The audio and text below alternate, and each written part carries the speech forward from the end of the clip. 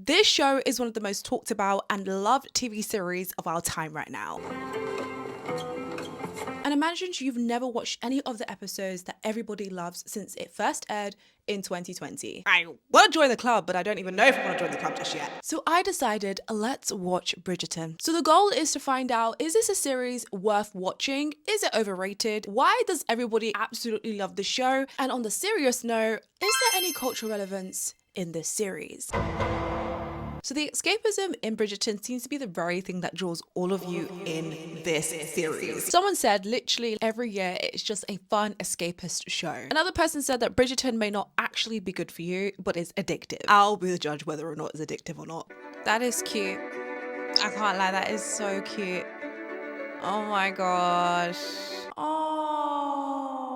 So you're getting this escapism by going all the way back to the 19th century, but also having a futuristic approach. The sound was playing Ariana Grande. Thank you, next. Thank you, next.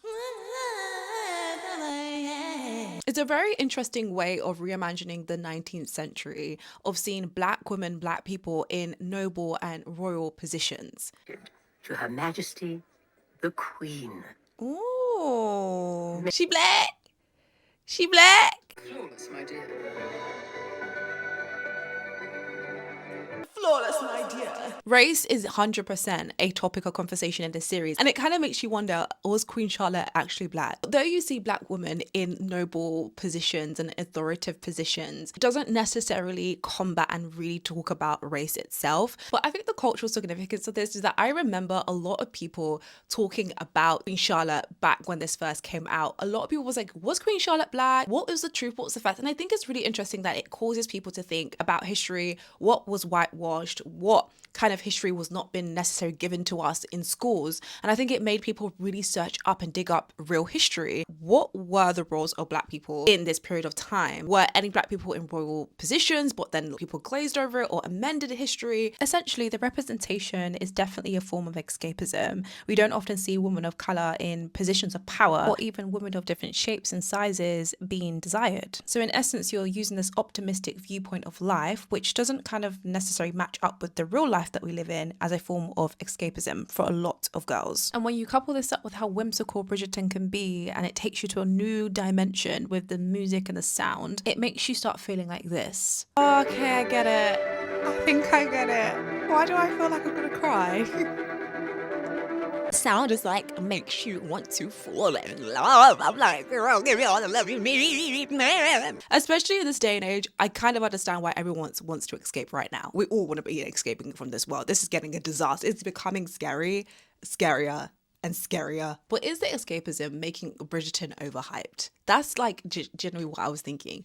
Is everyone overhyping this because it's so different and like so not nostalgic, but like reimagining history and like, we've never seen this before. We haven't seen this in such a long time. This is just so new. Is that why it's overhyped? Because there are a series out there that you can watch too, if you like the costumes.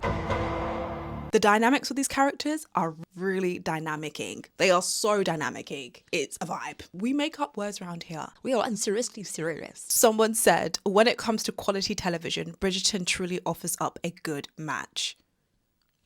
Bridgerton gives us everything we're craving right now. Extravagant parties, elaborate outfits, salacious gossip. Lady Whistledown was giving the scandal. She was the gossip girl. She was the girl giving all the tea. Then someone did say it gets to be frustrating, but we were supposed to be in awe of the costumes and the fantasy, but it could have been a lot less shallow.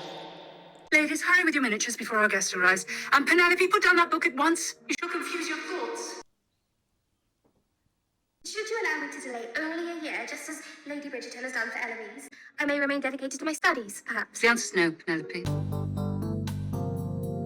She wants to study. She wants to study. What's your problem? She wants to educate herself. Let her educate herself. There are so many different storylines happening at the same time. We have Marina, we've got Anthony, we have Hastings, we have Daphne, we have Penelope. We had the whole chunk thrown in your face from episode 1. Even Lady Whistledown. Who the heck are you? Shut up your face. And that's the only thing that really drew me in, is that I'm actually quite intrigued to see how these all unfold. It's not just one simple storyline. That's what makes all of you guys want to watch it, because there are so many things happening in the series. The reason why I would continue watching, not really confirming whether or not I would or would not just yet, whether or not I've joined the club just yet. The reason why is actually because of Anthony. Anthony is already giving me complex vibes. The most perfect thing for you to do now is not to dance, but to leave them all wanting more. If anyone knows how this works, it's my honest brother. Daphne deserves better. And I know you think you were solving the problem, but you were not. And that is all I shall say about the matter. Basically, he's saying that you can't make decisions, mother. Mum, you can't make decisions. I'm confused because I feel like he's low-key getting to the territory of being like over possessive and like controlling his sister's life. Chat, am I right or am I wrong? Chat. Am I right or am I wrong? God knew that he could not put me in the 19th century or anything before 21st century, because if someone told me that I have to marry someone like Bear Brook, oh my gosh, get out. Will it be just the two of us? Yet again? No. Exit chat. But I can't help but wonder, what is the cultural significance and impact of watching shows like this in our day and age? Especially when you think about the old money aesthetic that arose in the 2020s. Did shows like Bridgerton have a huge impact on that? Or does it cause a very complex dynamic between reality and escapism? It's very interesting that between the 2020s and 2026 now, it was very much focused around decentering men. But then we have this series that everyone is gushing over, loving, exploring, talking about, raving about. But it's very much man-centered, like male-centered. But then we also have like social media, the world telling us to decenter men. This weird thing because you're consuming media that is centered around men. You have no idea what it is to be a woman. What it might feel like to have one's entire life reduced to a single moment. This is all I have been raised for. This is all I am. I have no other value. If I'm unable to find a husband, I should be worthless. Which one do you want me to... What you're giving me content to center around men. Do you want me to center men? Or do you want me to decenter men? You can't be feeding me centering men and then feeding me decentering men. It's very complex to be a woman in this 21st century, I think. I actually think social media and media is now determining what type of man a woman should be with. So it's no longer this like figurative, like actually physical man deciding who the woman should be with. Now, who's deciding who the woman should be with is social media, is obviously what we are consuming, what people are talking about online. Is it a series that I'm going to be sitting there dissecting all aspects of the show, the characters, and be so complex in nature? No, I didn't expect that. But does the dynamic of the characters make me want to watch this series again and more? Apparently, yes. Apparently, the romance is the very thing that keeps you watching Bridgerton. The romance is just... Someone said it ultimately just feels hollow. But unlike me, your mileage may vary. Your mileage may vary. I don't really understand what that means. But then someone else said, there's not enough delayed gratification for a true sense of yearning, nor enough messiness to make recognizably human relationships. Not that it ultimately matters. Bridgerton makes it easy to get caught up in the flow. The romance is in your face. Oh my gosh. Why are they naked? Like, why are they naked? The romance seems to be so in your face that you cannot escape it. No yearning, there's a lack of tension. Even between Hastings and Daphne, there was only one moment that I felt yearning. I'm well aware of the company you keep, brother. I'm certain your days with His Grace were most civilized indeed. But what type of romance is this? That's the question. It's not making me feel anything. The only thing it's making me feel it's cute. This is cute. All I can think is cute. Cute! That's just so cute. It's not giving me the love. I tried watching different shows of recent, and within the first 5 minutes of every single episode, bam! Literally bam! It's just bam! It's bam! I want to breathe. Can I just get like a moment like in the mood for love? All the romantic moments turns into always something sensual and something that has to be about them sleeping together. Oh, not again.